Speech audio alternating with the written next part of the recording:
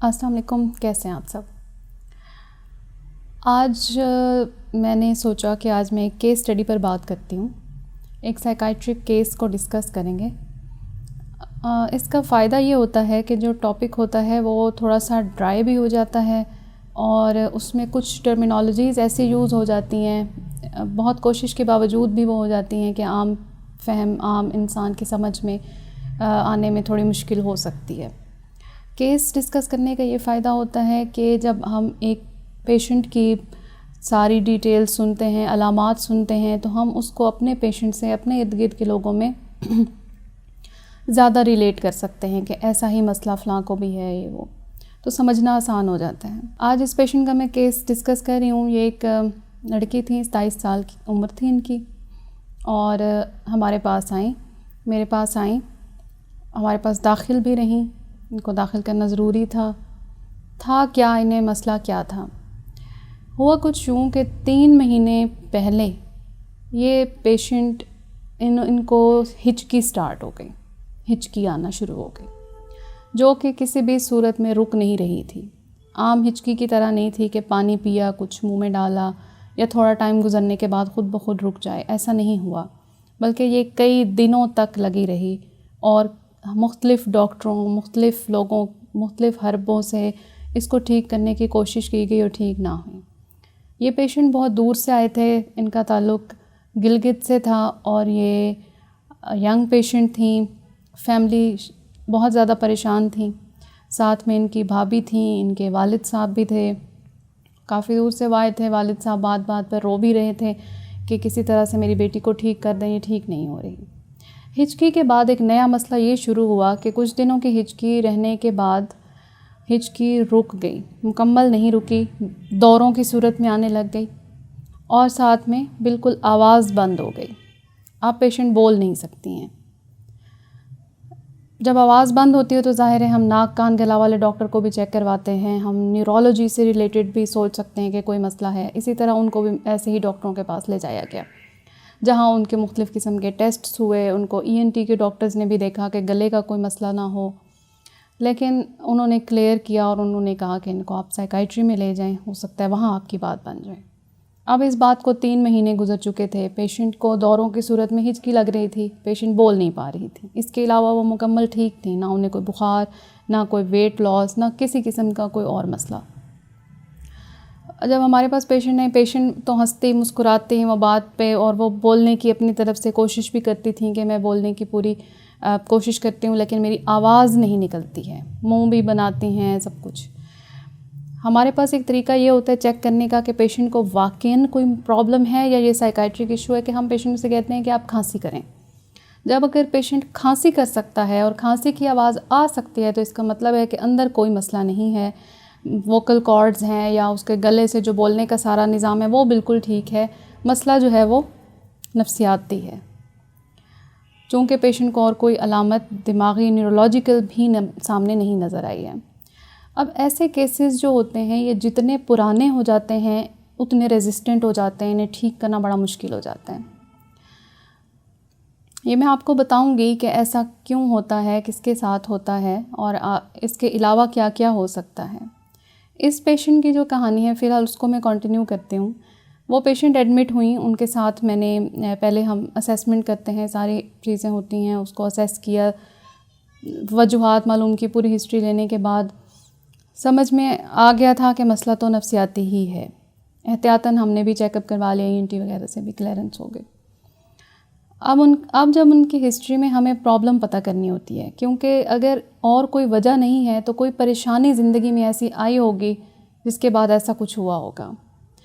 एक उनकी हिस्ट्री में मज़ेदार बात ये पता चली कि उनकी एक कज़न थी जो 1 साल तक खामोश रही थी, और यही वजह थी कि फ़ैमिली बहुत डर रही थी कि कहीं इसके साथ भी ऐसा मसला ना हो जाए और बोले ही ना। वो 1 साल के बाद बोली थी। वालिद उनके हमें हर रोज़ आकर परेशानी, रोना, हम कहीं और ले जाते हैं, थोड़ी धमकियाँ कि आपसे ठीक नहीं हो रहा है पेशेंट। 2 से 3 दिन हुए थे अभी उसको।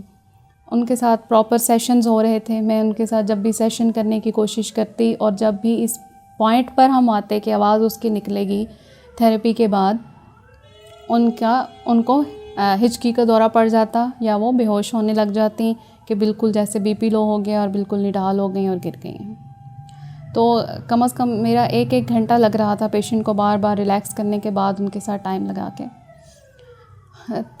पेशेंट को बहुत से तरीक़ों से डील किया, उनको कुछ एक्सरसाइजेज़ बताई। ये सब तरीके होते हैं ऐसे पेशेंट्स को इस सूरत हाल से निकालने के लिए। उनको कि ये वाली एक्सरसाइज करें, मसाज करें, ऐसे करें तो आवाज़ आ जाएगी। अब चूँकि मसला कहीं भी बाहर नहीं है, ना मसाज से कोई फ़र्क पड़ना है, ना उन एक्सरसाइजेज़ का कोई ख़ास फ़ायदा होना है, लेकिन हमने पेशेंट को मेंटली प्रिपेयर करना है कि आप कर सकती हैं, आप कर सकती हैं, आप कर सकती हैं, ये मसला ठीक होगा तो आप कर लेंगी। उसके लिए थोड़ा सा उसको रैशनलाइज़ करना होता है। बहरहाल उनके साथ ये सारे तरीके करने के बाद थोड़ी बहुत जब आवाज़ बाहर आने लगती, पेशेंट वहीं बेहोश। आखिरकार हमने एक प्लान तरतीब दिया और मेरी एक डॉक्टर थी साथ और भी, तो हमने कहा कि हम लोग गुड कॉप बैड कॉप खेलते हैं पेशेंट के साथ। मैं उनको ये बताऊंगी कि ये ठीक नहीं हो रही हैं और वो उनको फ़र्दर कुछ ऐसा ट्रीटमेंट बताएंगे जिससे पेशेंट को डर लगे।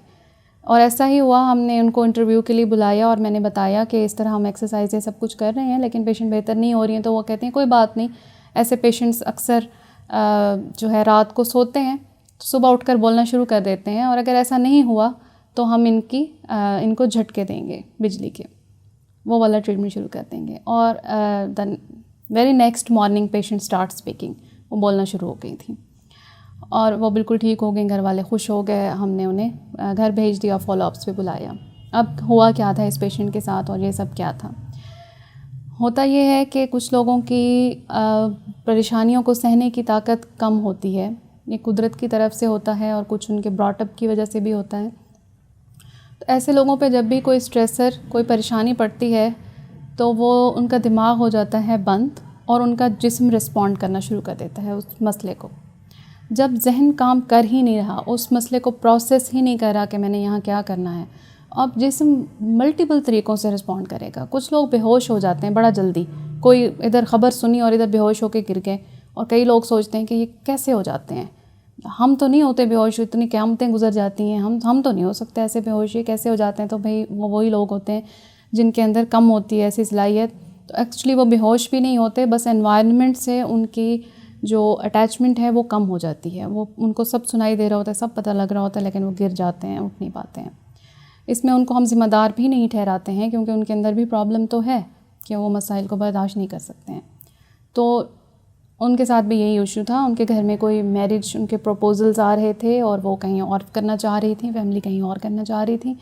That was the main issue जहाँ से मसला शुरू हुआ।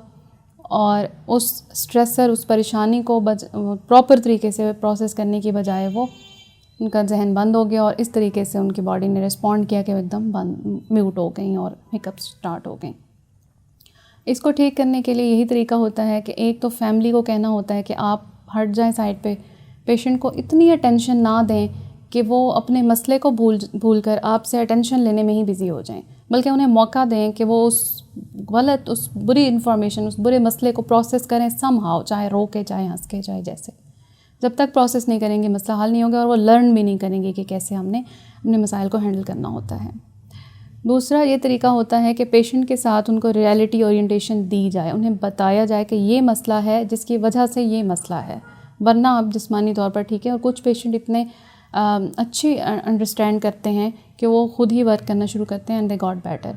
लेकिन यही बात है कि जितना जल्दी ऐसे केसेस सामने आए और जितना जल्दी ये काम कर लिए जाएँ उतना जल्दी ठीक हो जाते हैं। जितनी लेट करते जाएँ रेजिस्टेंट हो जाते हैं और कभी कभार हमें सिर्फ काउंसलिंग ही करनी पड़ती है और हम फौरी तौर पे उनका कुछ नहीं कर सकते हैं। तो आपके इर्द गिर्द भी ऐसे लोग होंगे और ऐसे मसाइल आप देखते होंगे, तो परेशानी की बात नहीं है, इन्हें फ़ौरन लेकर आएँ, साइकाइट्रिस्ट को दिखाएं और वो जानते हैं कि उन्हें अपना काम कैसे करना है। Thank you so much.